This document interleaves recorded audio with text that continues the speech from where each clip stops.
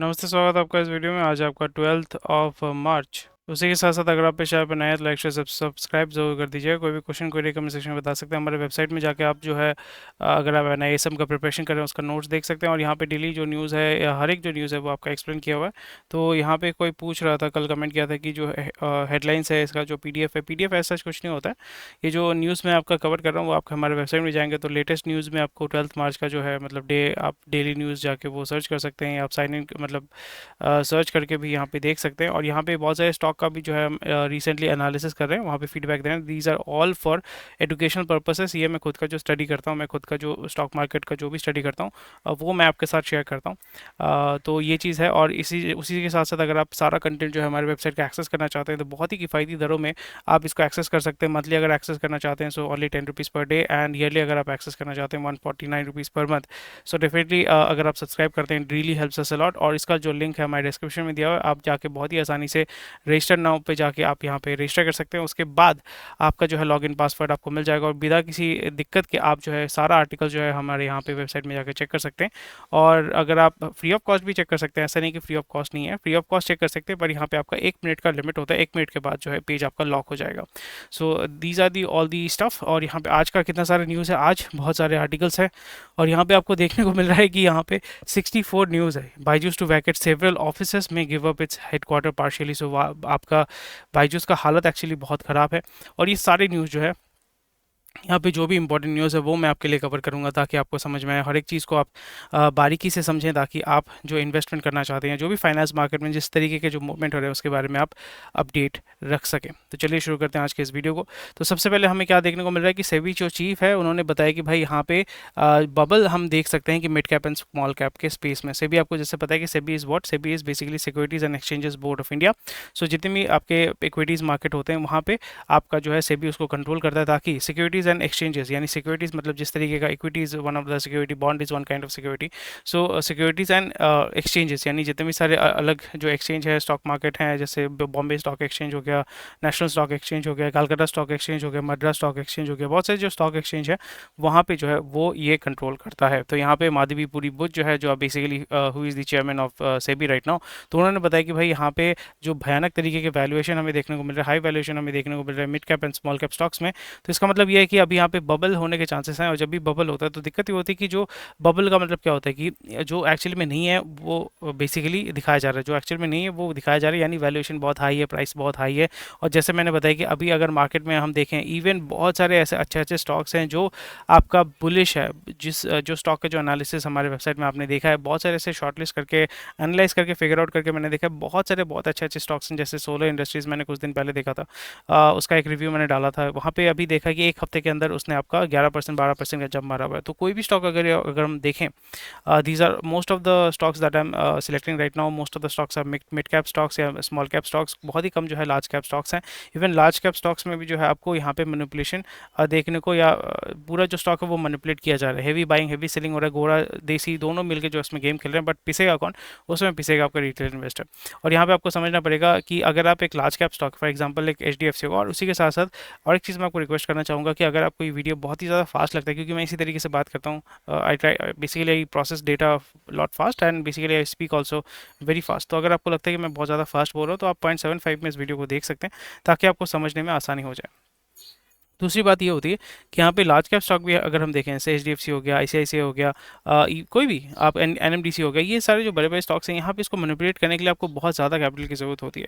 But अगर हम देखें मिड कैप हो गया, स्मॉल कैप हो गया, तो उस जगह पे आपने जैसे स्कैम 92 देखा था, तो उसमें क्या देखा था कि अगर आप स्मॉल कैप या मिड कैप स्टॉक्स को अगर मैनिपुलेट करना चाहते हैं, उसके स्टॉक को ऊपर लेके जाना चाहते हैं, नीचे गिराना चाहते हैं, तो फिर वहाँ पे कंपैरेटिवली उतना ज़्यादा आपके पास कैपिटल रखने की ज़रूरत नहीं होती। यानी अगर आपका एक मार्केट कैपिटलाइजेशन एक अगर स्टॉक का है, for example it is a mid cap जिसका 300 करोड़, सॉरी स्मॉल कैप है उसका 300 करोड़ 500 करोड़ का आपका अगर मार्केट कैप है, तो वहाँ पे अगर आप 100 करोड़ लेके आते हैं, so you can easily manipulate that stock. Even 50 crore लेके भी अगर आप उस स्टॉक को जो है मैनिपुलेट कर पाएंगे। रिसेंटली मैंने एक स्टॉक में इन्वेस्ट किया था, that is called DRC system. तो DRC I just invested for the sake of it, because ये माइक्रो कैप बोल सकते हो। तो यहाँ पे लिक्विडिटी एकदम नहीं है, लिक्विडिटी एकदम नहीं है, तो वहाँ पे मैंने पैसा डाला हुआ है। पैसा डालने के बाद डीआरसी सिस्टम है, तो वहाँ पे मेरा जो बेनिफिट है, सो बेसिकली अभी रिसेंटली उसका एक स्प्लिट हुआ था, so I was having around 20 to 30% return मेरा आ रहा था।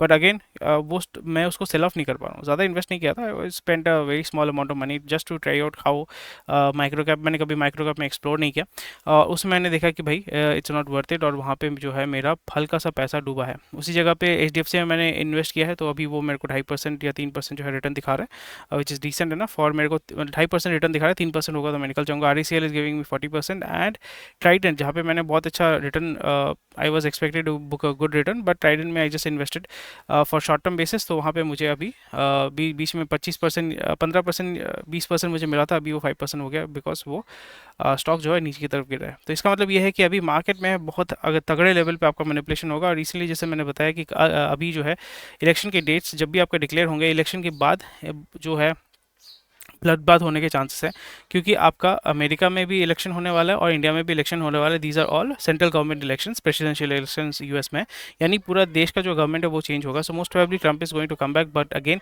द वे जो हमने देखा था या जो हमने पढ़ा था कि पोस्टल बैलेट के माध्यम से आपका वोट रिगिंग हुआ था, और उसके बाद जो है बाइडेन जीत गया था। और बाइडेन अभी क्योंकि मानसिक अवस्था उनकी अच्छी नहीं है, क्योंकि वो वयस्क हो चुके हैं, और इस जगह पे ये बात अटकलें चल रही हैं कि who is going to compete. So presidential as a presidential candidate he is going to run for the second term, which is quite weird.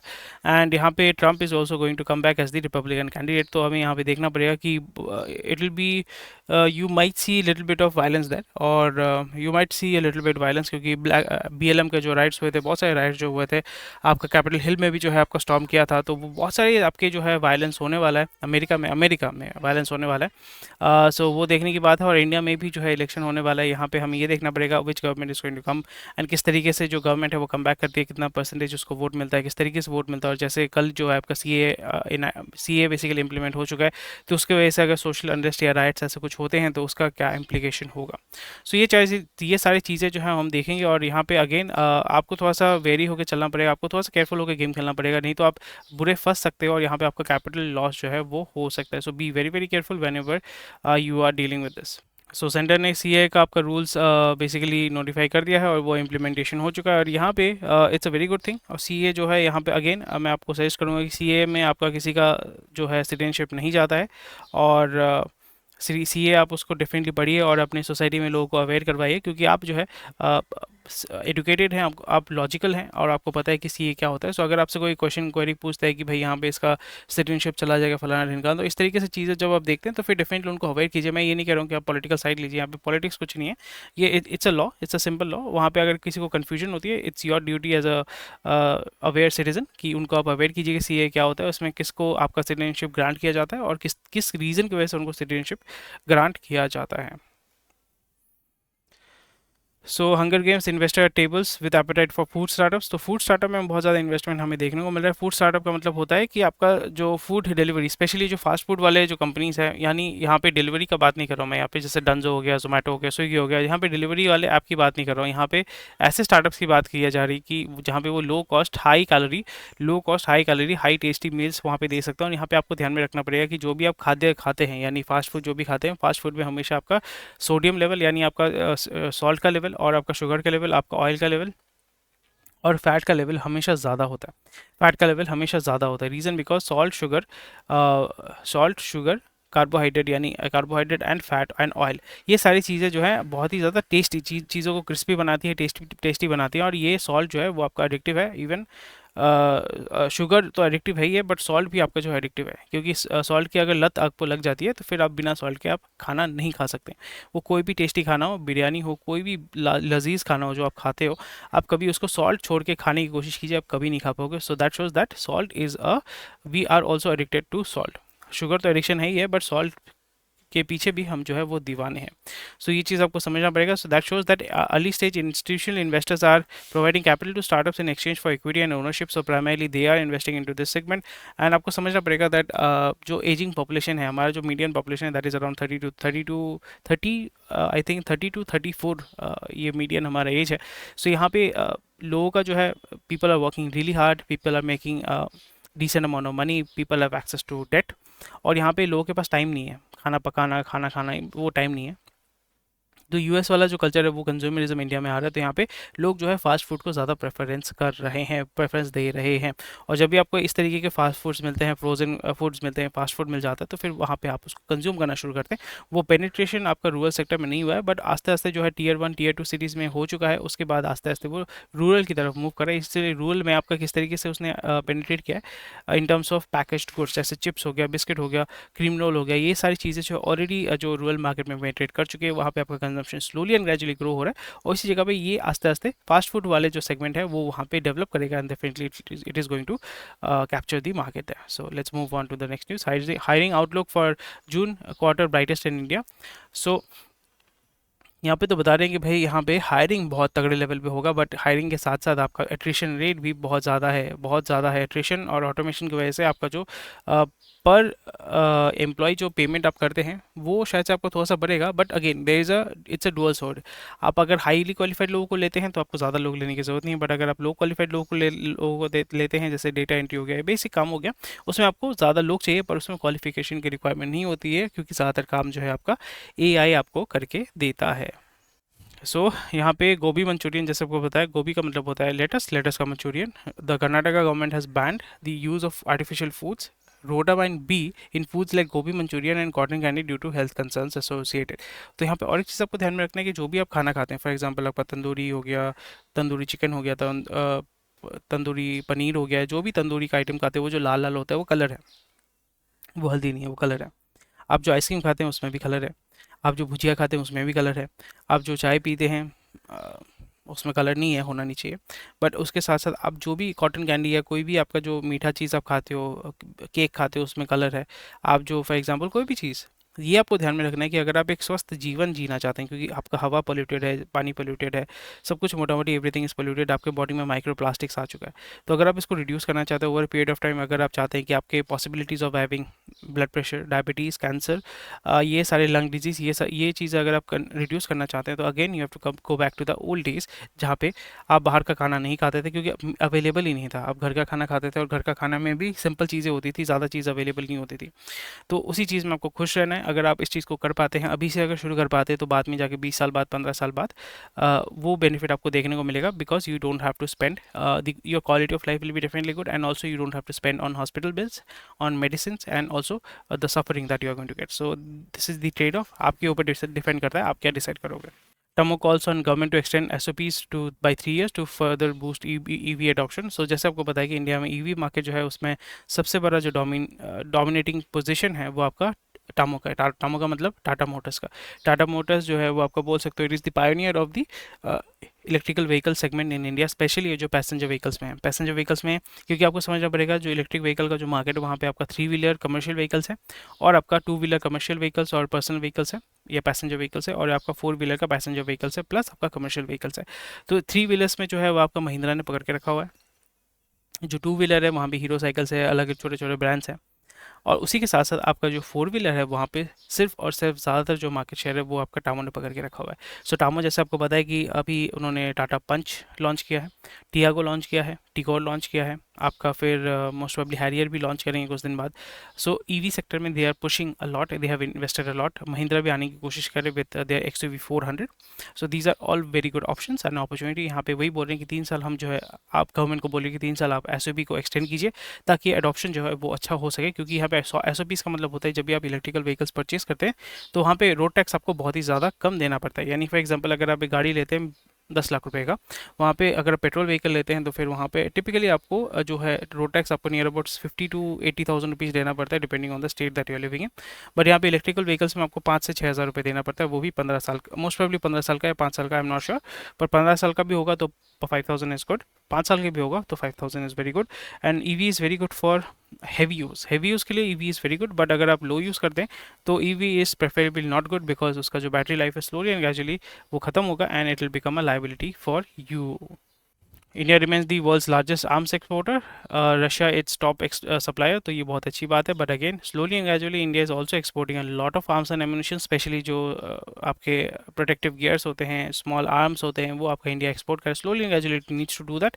But over, क्योंकि डिफेंस का जो चीज़ है वो एक दिन में, एक साल में, 10 साल में भी आप चेंज नहीं कर सकते, so it is going to take a lot of time. And जैसे आपको पता है कि कोई भी देश, स्पेशली इंडिया, जहाँ पे आपके चारों तरफ जो है शत्रु देश बैठे हुए हैं, चाइना है, पाकिस्तान है, श्रीलंका को जो है चाइना इंड्यूस कर रहा है या कंट्रोल करने की कोशिश कर रहा है, सो चारों तरफ जो है आपके शत्रु बैठे हुए हैं। तो इस जगह पे you need to produce huge amount of nuclear warheads, ताकि ये एक डिटरेंट होगा दूसरे देशों के लिए।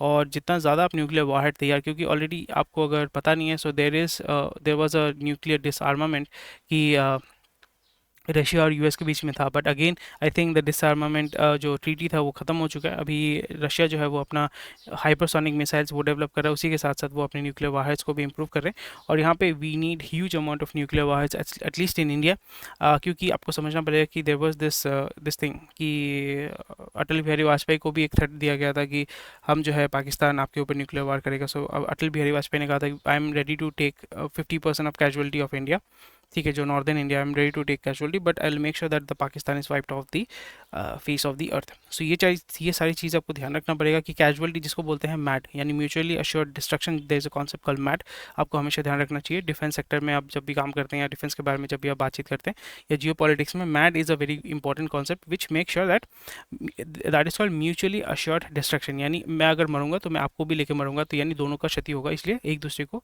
डिस्टर्ब नहीं करते।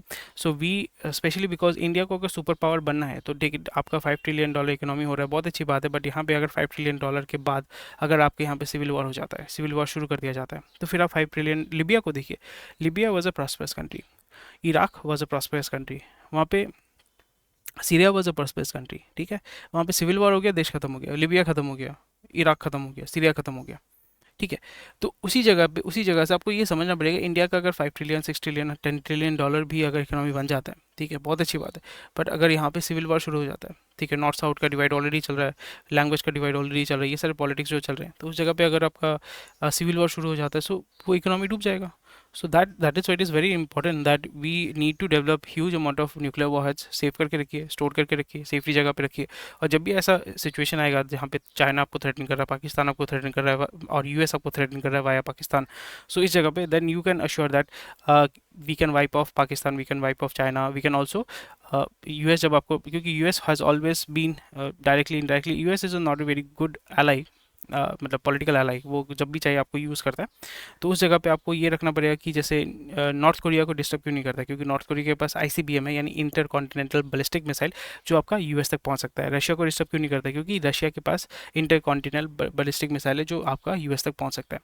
सो ये चीज़ इंडिया को भी डेवलप करना, अग्नि 5 ये सारे जो है डेवलप हो रहे हैं। और वहाँ पे एडवांटेज ये होता है कि आप जब रेंज इंक्रीज करते हैं, when you are able to reach America, so फिर वहाँ पे आपके पास न्यूक्लियर वारहेड्स भी होते हैं, और आपके पास आईसीबीएम, हज़ार हज़ार आईसीबीएम अगर होते हैं, तो फिर वहाँ पे अमेरिका आपको उतना ज़्यादा थ्रेटन नहीं करेगा, उतना ज़्यादा आपको इंड्यूस करने की कोशिश नहीं करेगा, बिकॉज दे नो दैट अगर आपको वो काठी करते हैं तो वो भी आप उसको बम्बू कर सकते हो। समझ रहे हैं बात? तो इसी तरीके से जो मैट है, मैट वाला कॉन्सेप्ट बहुत ही ज़्यादा इंपॉर्टेंट होता है when it comes to defence, when it comes to Jio politics.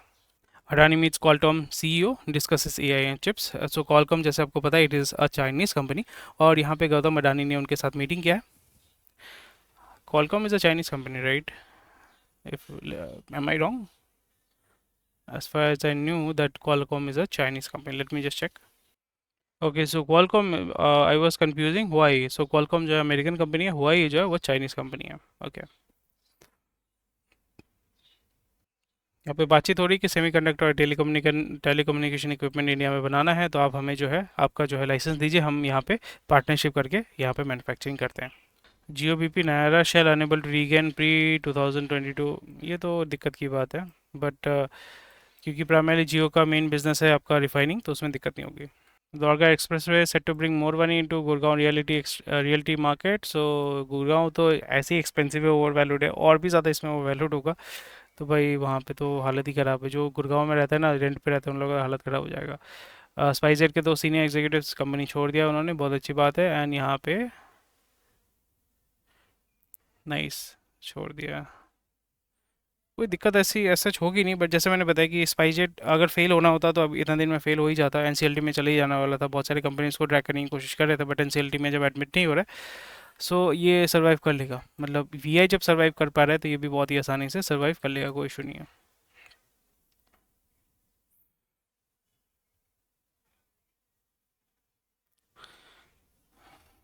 C K Birla जो प्राइमरली उड़ीसा बेस्ड ग्रुप है, बिरला बिरला फैमिली का, थ्रू इट्स कंपनी HIL वो उसको अक्वायर करेंगे, टॉप लाइन को अक्वायर करेंगे फॉर 265 करोड़। पीवीसी का बिजनेस है, plumbing, construction, irrigation due to. Next, let's move. अरे, हाय हाय हाय।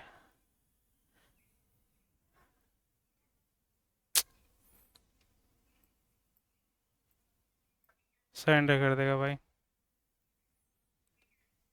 SIP accounts addition accelerate further in February. सो SIP में तगड़ा लेवल का, मतलब बहुत तगड़े लेवल का मार्केटिंग हो रहा है, ऑफलाइन ऑनलाइन दोनों लेवल में मार्केटिंग हो रहा है। So definitely there is a very good push and the money is going to come to the market, and desi investor is going to use that market to over inflate the market and show you good returns. तो बहुत ही careful होकर आपको game खेलना है।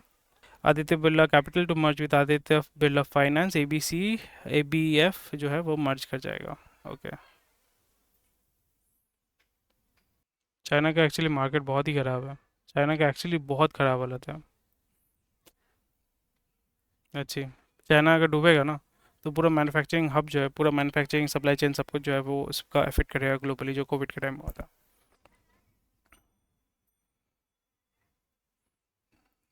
Iron ore का price जो है वो आपका गिरा है because weak demand in China, and उस जगह पे दिक्कत ये होगी जितने भी mining company specially NMDC, BHP, ये सारी कंपनीज हैं, वहाँ पे उनको प्रेशर देखने को मिलेगा। एंड इंडिया में स्टील के प्राइसेस जो है वो कम होने चाहिए because the prices are going down, and जो स्टेनलेस स्टील या जो घर बनाने का स्टील का जो प्राइस है वो गिरना चाहिए, which is definitely going to give a push in the infra market.